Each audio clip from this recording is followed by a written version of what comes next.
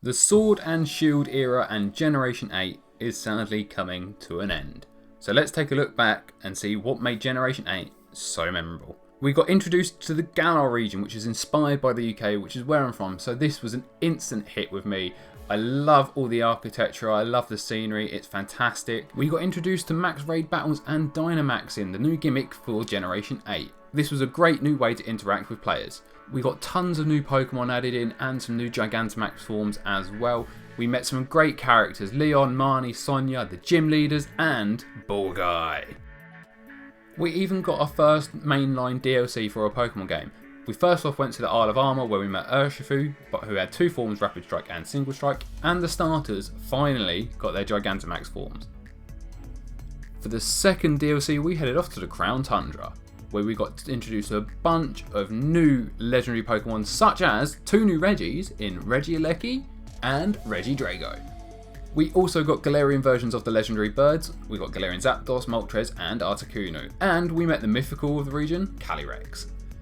We also had other games in Generation 8. We had Pokemon Snap, which brought back a ton of nostalgia for me. I loved the original Nintendo 64 and I had a ton of fun playing through this as well. It was great seeing all the Pokemon interact with their own environments.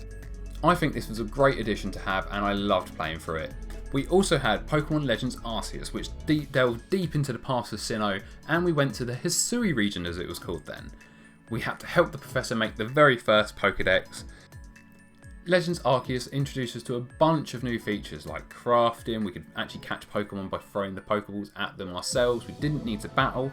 We had Alpha Pokemon, which was stronger, bigger versions of normal Pokemon. We had a brilliant way to shiny hunt.